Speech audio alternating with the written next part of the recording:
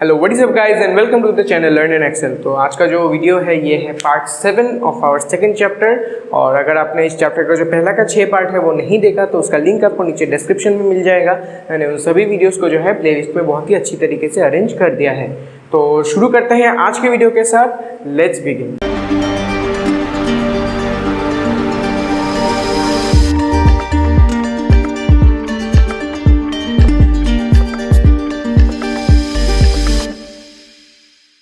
तो आज का हमारा जो टॉपिक है वो है मार्जिनल रेट ऑफ सब्स्टिट्यूशन। तो आज के इस टॉपिक को समझने के पहले हम क्या करते हैं, एक बार जो प्रीवियस वीडियो है उसको थोड़ा सा रिकॉल कर लेते हैं। जो कि है प्रीवियस वीडियो में हमने डिस्कस किया था about the ordinal utility analysis and about the concept of indifference curve, which is a curve which contains bundles of any two commodity which will give you equal satisfaction upon consumption. वो था the concept of indifference curve.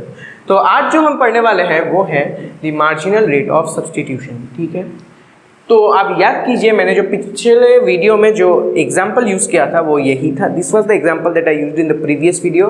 मैंने 5 combinations लिया था of 2 commodities A and B. तो उसमें मैंने chocolate और chips लिया था। तो आज के इस वीडियो में हम इसको एप्पल और बनाना कंसिडर करते हैं। ए और बी एक ही चीज़ है, कोई दिक्कत नहीं है। तो मैंने एप्पल और बनाना का जो है 5 कॉम्बिनेशंस यहाँ पे कंसिडर कर दिया है। ऑलराइट, तो अभी मार्जिनल रेट ऑफ सब्स्टिट्यूशन को समझने के पहले हम इस कंसेप्ट को जो है थोड़ा सा, इस एग्जांपल को जो है थोड़ा सा अच्छे से समझ लेते हैं। तो सबसे पहले let's start with the first condition जो कि है P। तो यहाँ पे एक जो है सिचुएशन हम इमेजिन करते हैं जहाँ पे आपके पास पहले से जो है 1 यूनिट ऑफ एप्पल और 15 यूनिट्स ऑफ बनाना है। आपके पास ऑलरेडी 1 एप्पल और 15 बनाना है। ठीक है, 1 एप्पल और 15 बनाना आपके पास ऑलरेडी है। तो अभी मैं आपके पास जाके ये बोलता हूँ कि ठीक है, मेरे पास आपके लिए एक ऑफर है कि मैं आपको एक और एक्स्ट्रा यूनिट ऑफ एप्पल दूंगा, लेकिन उसके बदले आपको जो है अपना कुछ यूनिट्स ऑफ बनाना देना होगा। That for an exchange of the 1 apple I will be giving you, you have to give me some units of your bananas. ठीक है, तो अभी आप इस एक एक्स्ट्रा यूनिट ऑफ एप्पल को लेने के लिए आप जितने यूनिट्स ऑफ बनाना मुझे देंगे that is known as the marginal rate of substitution, which says the rate at which 2 commodities are substituted given the satisfaction remaining same। ये चीज़ बहुत इंपॉर्टेंट है, satisfaction सेम होगा। ये जो डिफरेंट कॉम्बिनेशन है इन सभी कॉम्बिनेशन से जो सेटिस्फैक्शन मिलेगा वो एकदम इक्वल होगा, उसमें कोई जो है फ्लक्चुएशंस नहीं आएंगे। Satisfaction will be remaining same and the rate at which the 2 commodities are substituted. मैं आपको जो है 1 एप्पल दूंगा, उसके बदले आप मुझे जितने भी बनानास देंगे that is referred to as the marginal rate of substitution. Alright, तो लेट्स से अभी आपने जो है उस एक एक्स्ट्रा यूनिट ऑफ एप्पल के लिए मुझे जो है अपना 5 यूनिट्स ऑफ बनाना दे दिया। Out of the 15 units that you had, you gave me 5 units for this extra unit of apple that I gave you। ठीक है, Similarly in the third case मैंने आपको कुछ ऐसा ही ऑफर दिया कि मैं आपको एक और यूनिट ऑफ एप्पल दूंगा, लेकिन उसके बदले आपको जो है आपके कुछ यूनिट्स ऑफ बनाना मुझे देना होगा। ठीक है, ऑलराइट, डन। तो मैंने आपको एक और दे दिया यूनिट ऑफ एप्पल, 2 से 3 हो गया ये। और आपने जो है इस बार मुझे अपना 4 यूनिट ऑफ बनाना दे दिया। You gave me your 4 units of your banana that you had. ठीक है, similarly in the 4th and 5th case मैंने आपको एक एप्पल और दिए और इन दोनों केस में आपने मुझे जो है 3 यूनिट्स एंड 2 यूनिट्स ऑफ बनाना दिए रेस्पेक्टिवली। आपने इस केस में मुझे 3 यूनिट दिए, इसीलिए 6 से ये 3 हो गया। और लास्ट केस में मैंने आपको एक और दिया, इसीलिए ये 4 से 5 हो गया। और आपने जो है मुझे अपना 2 यूनिट्स ऑफ बनाना दिए, इसीलिए ये 3 से 1 हो गया। ठीक है, तो ये जो न्यूमेरिकल वैल्यूज है this is the marginal rate of substitution. This is the rate at which you are substituting the bananas that you have for an extra unit of apple. ठीक है, हो गया। तो ये तो आप समझ गए मार्जिनल रेट ऑफ सब्स्टिट्यूशन क्या होता है। अभी हम क्या करते हैं, मार्जिनल रेट ऑफ सब्स्टिट्यूशन का जो ट्रेंड है उसको थोड़ा सा एनालाइज करते हैं। देखिए ये जो ट्रेंड है it is a decreasing trend. कैसे, देखिए सबसे पहले जब मैंने आपको 1 यूनिट ऑफ एप्पल दिया था, इन द फर्स्ट केस मैंने आपको 1 यूनिट ऑफ एप्पल दिया था, वो 1 से 2 हुआ था आपके पास। और फर्स्ट केस में आपने मुझे अपने 5 यूनिट ऑफ बनाना दिए थे। You had given me 5 units और आपका जो बनाना का जो क्वांटिटी है वो 15 से 10 हो गया था। ठीक है, similarly in the second case मैंने आपको जब एक और यूनिट्स ऑफ बनाना दिए, आपने मुझे इस बार क्या किया, आपने मुझे सिर्फ 4 यूनिट ऑफ बनाना दिए। Similarly in the fourth and fifth case क्या हुआ, मैंने आपको एक एक एक्स्ट्रा यूनिट दिया, वो 3 से 4 हुआ, फिर 4 से 5, लेकिन इस बार इस केस में आपने मुझे सिर्फ 4 दिया था, ठीक है, और इस केस में आपने मुझे सिर्फ 3 दिया, 6 से 3 हुआ, और लास्ट केस में क्या हुआ, आपने सिर्फ मुझे 2 दिया, ये 3 से 1 हुआ। तो ये जो ट्रेंड है, it is following a decreasing trend कि with every successive units of apple you are giving a lesser amount of your bananas. ये क्यों होता है? This occurs because of the law of diminishing marginal utility. ये कैसे समझ लेते हैं, देखिए, आप जैसे जैसे एक सक्सेसिव यूनिट्स ऑफ एप्पल्स को जो है कंज्यूम करते जा रहे हैं, your marginal utility is decreasing, alright, your marginal utility is decreasing with every successive units of apple that you are consuming। इसीलिए जो है आप जो एप्पल से जो मार्जिनल यूटिलिटी आपको मिल रहा है वो घट रहा है, और बनाना से जो आपका मार्जिनल यूटिलिटी मिल रहा है वो बढ़ रहा है, obviously because it is decreasing then it will be increasing.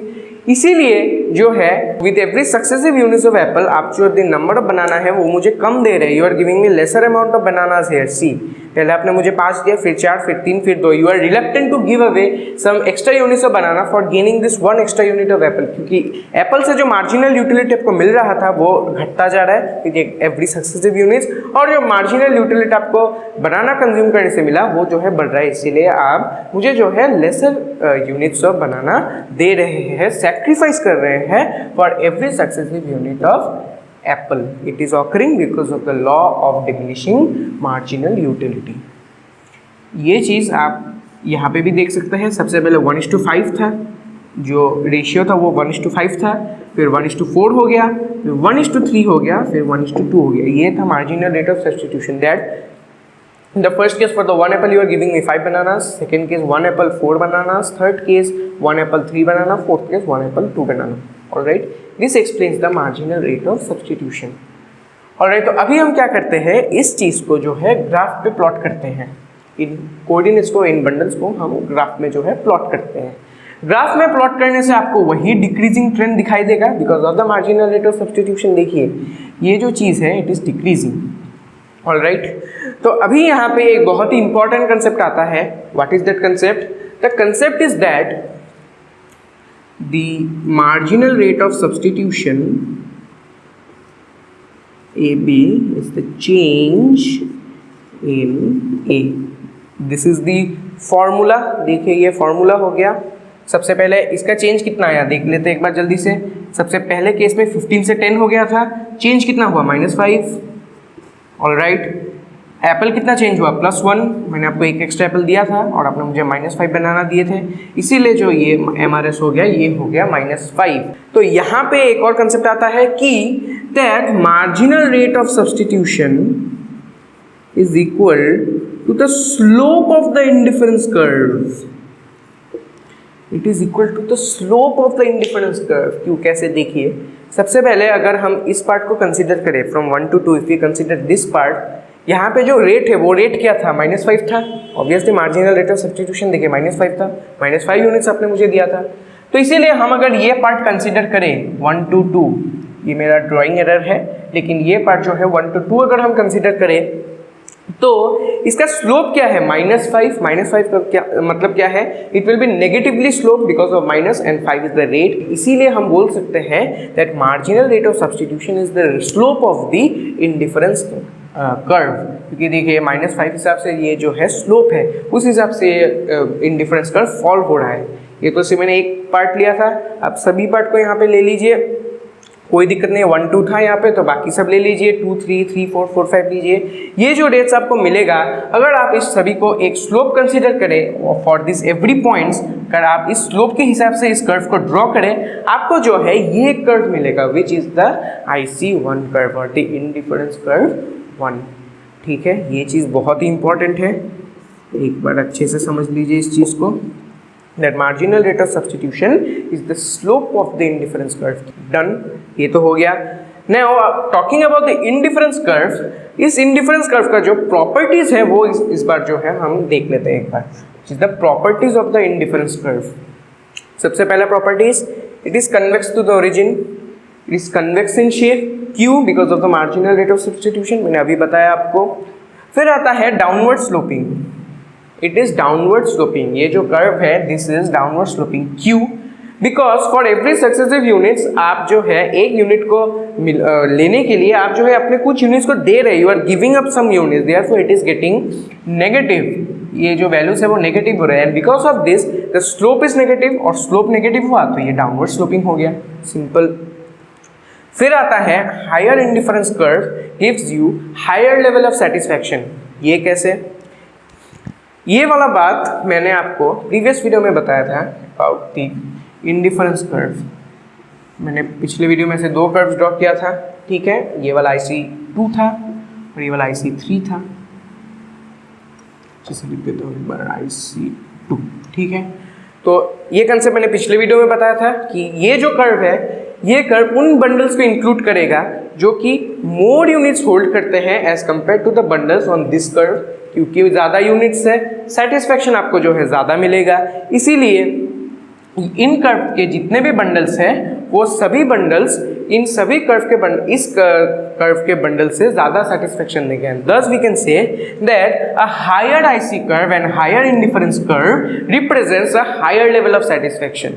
तो जैसे हम इस कर्व को ले लेते हैं, इस कर्व के लिए हमारा जो पेरेंट कर्व है, जो IC1 कर्व है, ये कर्व इसके लिए ज़्यादा सेटिस्फैक्शन मीन करेगा। क्यों? देखिए ये नीचे है, इसका जो यूनिट्स है वो कम होगा, इसके बंडल्स के यूनिट्स जो है कम होगा, कम यूनिट्स मतलब कम सेटिस्फैक्शन। इसीलिए एज अ होल ये जो कर्व है, ये कर्व जो है लोअर सेटिस्फैक्शन सिग्निफाई करेगा if compare to our parent curve IC1।